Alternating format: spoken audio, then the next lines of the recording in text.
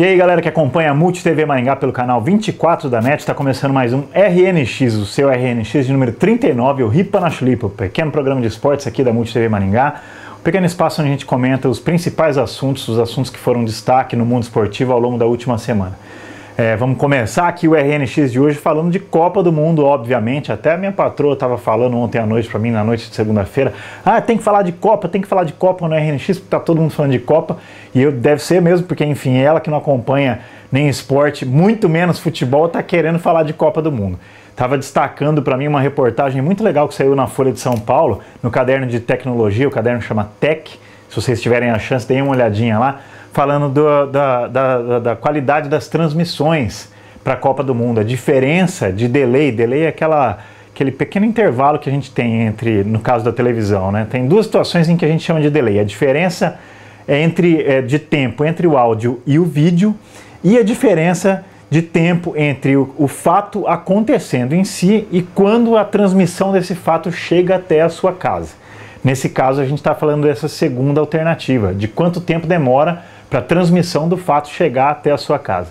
E qual é a diferença de delay entre os diferentes veículos de comunicação que vão cobrir a Copa do Mundo aqui no Brasil. É legal porque assim, a comparação entre o rádio, que tem uma transmissão quase instantânea, entre a TV analógica, que já tem um intervalinho um pouco maior, a TV digital e a TV em HD.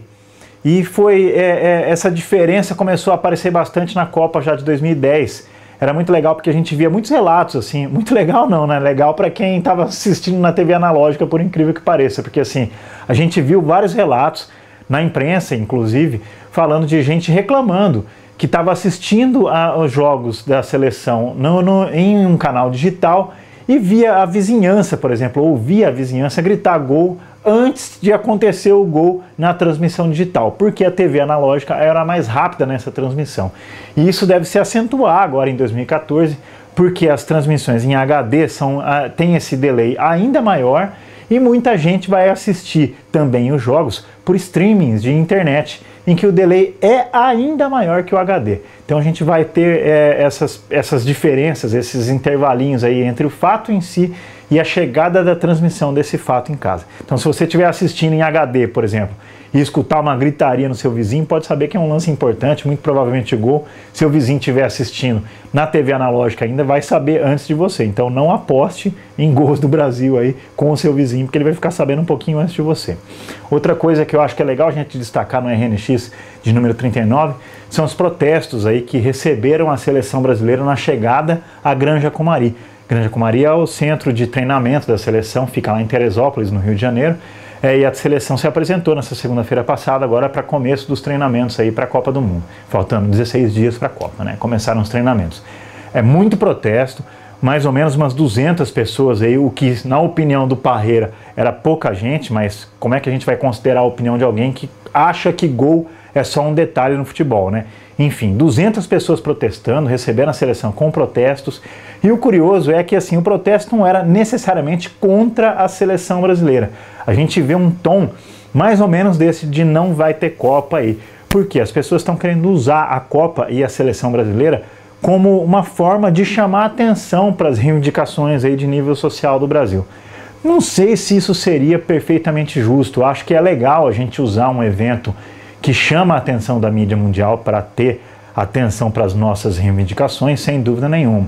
Agora, não a ponto de inviabilizar esse evento. Até porque se fosse para ele ser inviabilizado, assim como a gente já disse aqui no RNX, em várias oportunidades, o certo, o correto e o coerente seria que a gente protestasse antes da escolha do Brasil como sede da Copa do Mundo 2014.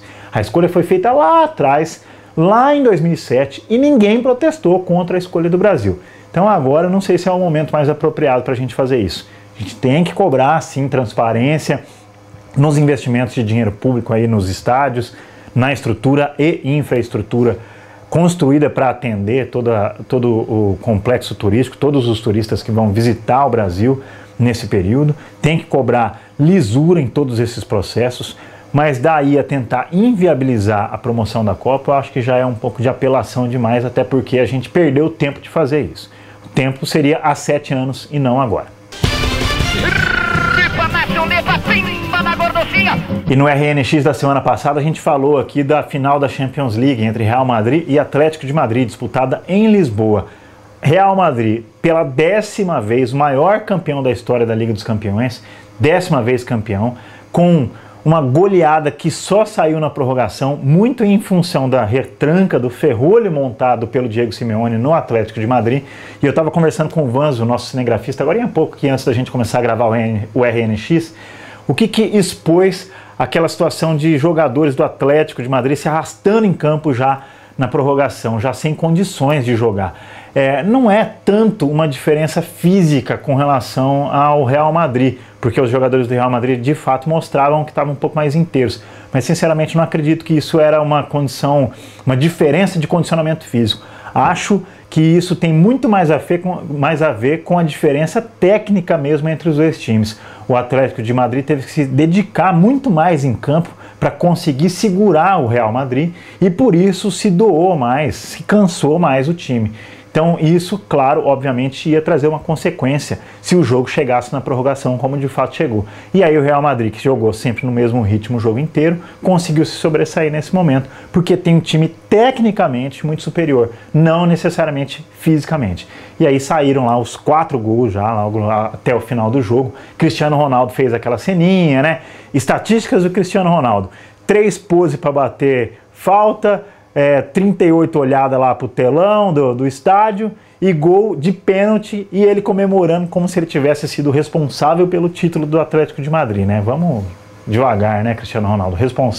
O grande responsável pelo título do Atlético de Madrid, os grandes, melhor dizendo, na minha opinião. Sérgio Ramos, obviamente, que empatou o jogo no finalzinho do tempo regulamentar.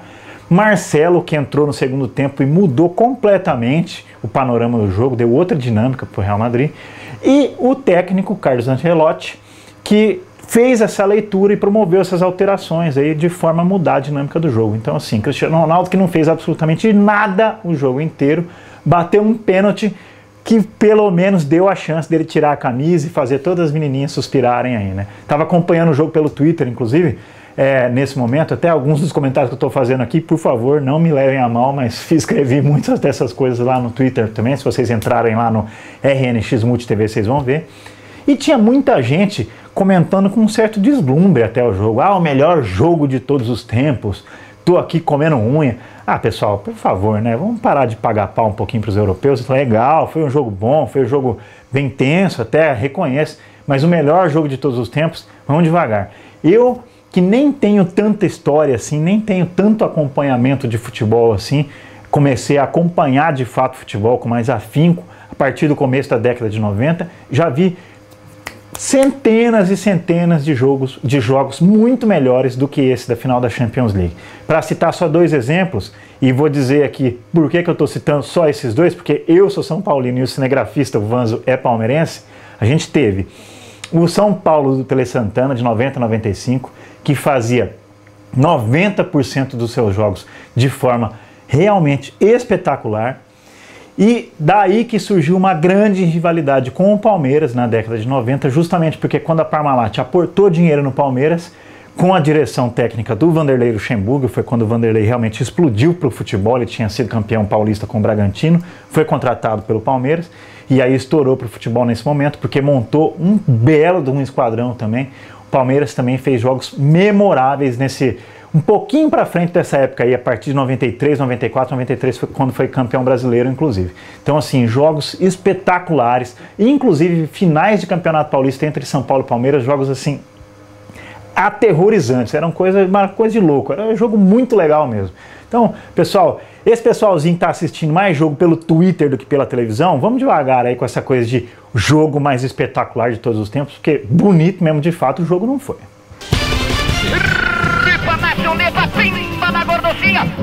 Vamos voltar a falar de Copa do Mundo aqui. Agora eu lembrei de um assunto legal. Esse intervalo aí de 30 e poucos dias aí que a gente vai ter para a Copa